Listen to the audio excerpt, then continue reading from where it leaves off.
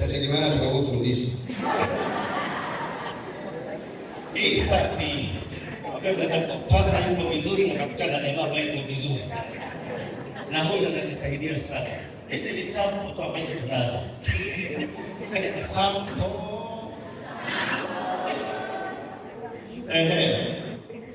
Kuna wakati nishawahi kumuelewa mtu aliyefundisha kazi za Roho Mtakatifu? Ndio. Anaitwa nani labda? Simkumbuki kwa jina, alikuwa ni mwaka jana teki. Kwa wewe tangu ukue kwenye dini yako na imani yako, wewe msaada ulipatia teki. Ndio nilipata zaidi kwa kwangu wengine kabisa. Ukajaza Roho Mtakatifu baada ya kuelewa? Ndio. Kwa ishara gani? Kwa ishara ya kuwa na ishara. Kuwa na ishara. Kuwa na ishara gani? Ishara ya kwanza nilipata ishara nyingi. Ngoja, Biblia kuna maelekezo inatoa rehema na ishara hizi. Kati ya hizo wewe ulipata ipi? Ishara ya kwanza ambayo nilipata kabisa ni kuwa na hamu. Maandiko yanasema na ishara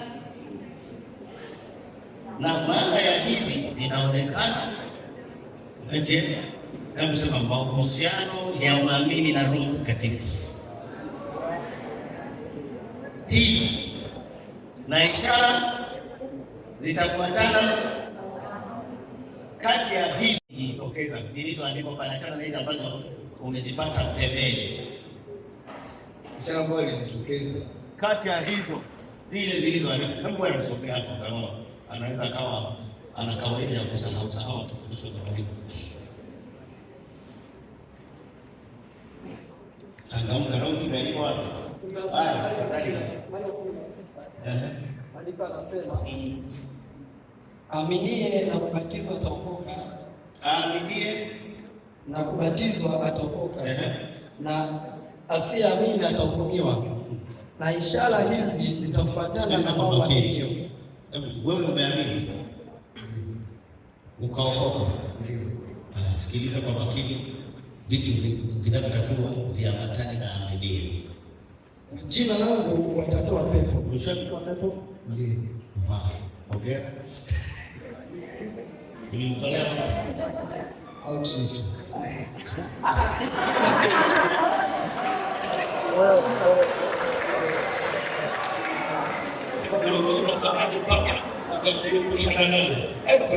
Naongea habari ya mahusiano ya mwamini na Roho Mtakatifu. Some of the indicators. Wewe ulitolea outreach ya mwaka gani? Kwanza mwaka jana. Na sasa hivi unaendelea kutoa. Na vijana tu walipata changamoto. Changamoto kwa hiyo. Ndio naongea na mwanafunzi. Ulianza kutolea outreach mwaka jana. Ukiwa Mwaka wa kwanza. Form 1 ukitoa. Ile ulikuwa unaokoka. Form 2, Form 3, Form 4, pepo zilikuwa hazina. Ndio outreach.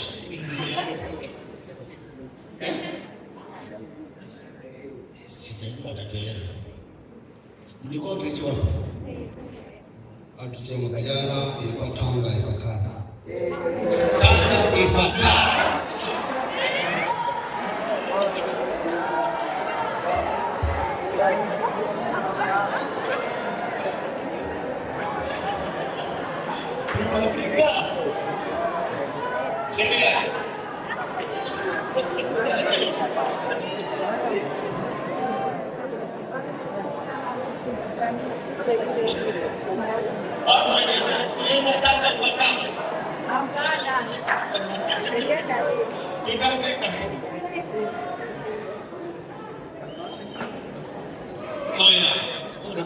Simama za usiki.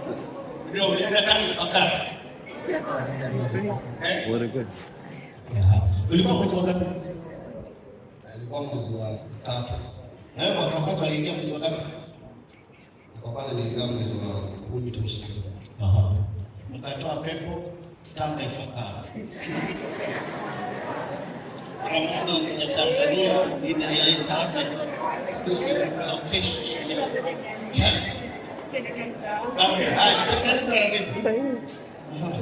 Ishara nyingine ambayo amesema, tumsikilize kwa makini. Tuendelee na mstari wa 17, na ishara hizi zitafuatana na waaminio, kwa jina langu watatoa pepo, watasema kwa lugha mpya. Ya pili, watasema kwa lugha mpya. Baada ya kuokoka na kupata hiyo nguvu ya Roho Mtakatifu, hii ishara namba 2 ilifanikiwa. Ilikuwa bado mpaka sasa hivi ipo. Tunaweza tukaitesti.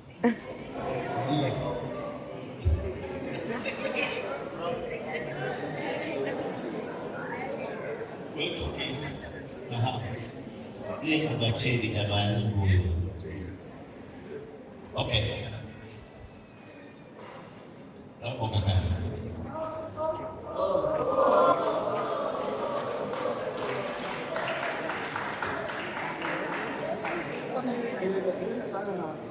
Naomba niendelee.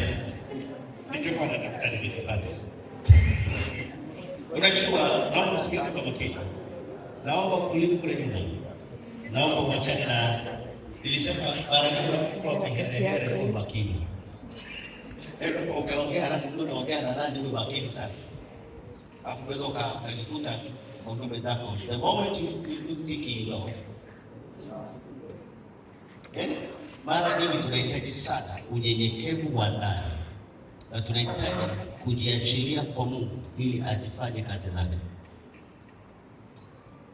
Na anazifanyaje kazi za Mungu kati yetu? Asilimia kubwa ya Wakristo leo wanamuona. Naomba msikilize. Paulo sio msomi. Sifundishi kumaliza kile nilichoandika. Nafundisha kile ambacho Mungu atakiachilia kwenye maisha yako na kiwe na matokeo. Ndio tutaisikiliza.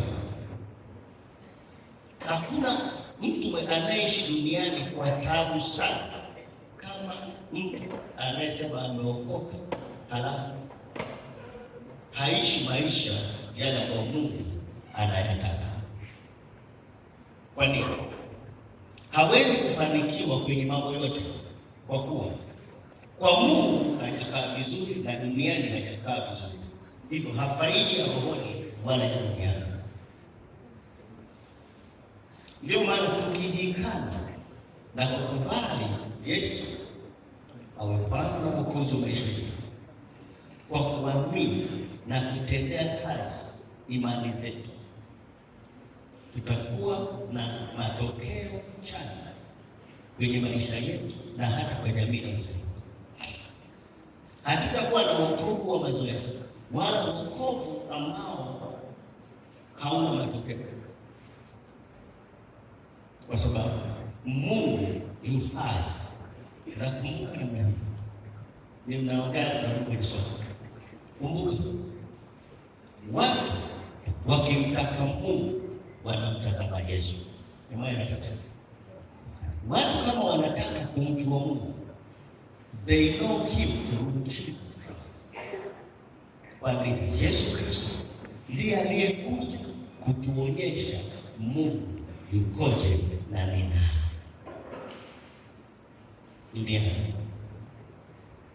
Ndio maana anaitwa Mwokozi. Peke yake ndiye ambaye alikuwa na uwezo na ana uwezo mpaka leo wa kuokoa watu na dhambi zao. Kwa nini anaitwa ni Mwokozi wa kuokoa watu na dhambi zao? Ni kwa sababu shida kubwa ya mwanadamu iliyosababisha Mungu amlete Yesu ni dhambi, na kanuni za kiroho haziruhusu mwanadamu mwenye mwili kukombolewa na viumbe vya rohoni visivyo na mwili. That's why Yesu akavikwa mwili wa mwanadamu, wa wanadamu, wanyama, ili awe ni mwokozi na mkombozi wa halali, na Mungu aendelee kubaki ni Mungu mwenye haki na mwaminifu. Kwa sababu kanuni za kiroho zinasema ili viumbe vya rohoni waje waoperate kwenye ulimwengu wa wenye mwili, wanatakiwa wawasiliane na wenye mwili wawape kibali. Kwa Mungu alipombalisha Kristo mwili akaitwa Emmanuel, ni Mungu wenye mwili kwa ajili ya wenye mwili, Mungu pamoja na wanadamu. Na mwanadamu akiwa duniani ana sehemu tatu, mwili, nafsi na roho. Hivyo ili amuokoe mwanadamu ilibidi abadilishe mwili kama wanadamu, ili asimame kwenye nafasi ya mwanadamu na kwa haki atukomboe. Alipovaa mwili akaitwa Emmanuel. Baada ya kushinda pale msalabani, adui wa mwanadamu alikuwa ni kifo na mauti, akaingia kaburini, akafufuka kwa wafu, akashinda kifo, akasema mimi ndimi njia ya kweli na uzima, mtu akiniamini hatapotea. Na ili wanadamu waokolewe na mwite mwokozi. Kwa Yesu Kristo anaitwa mwokozi kwa sababu kuokoa ndio kazi yake. Sasa unapookolewa, kuna maisha ambayo yataka wewe utamfuata yeye aliyekuokoa. Sasa wengi tuna shida ya kutokuelewa wokovu ni nini na gharama aliyoitoa Yesu kutuokoa. Ile gharama aliyoitoa ndio inayotupa ujasiri wa kusimama na kusema sisi tumeokoka. Ndio maana ukiendelea habari za dini yako, mimi sijui niliokoka nikiwa mtoto, na kuona wewe kwanza unaletea usanii. Hakuna mtu anayeokoka kwa kuzaliwa. The Bible says kwenye kitabu cha Yohana 1:12, hebu soma haraka. Anasema wote waliompokea aliwapa uwezo wa kufanyika watoto wa Mungu, ndio wale waliaminio jina lake. Mstari wa 8 anasema waliozaliwa si kwa mapenzi ya mwili, bali kwa Mungu.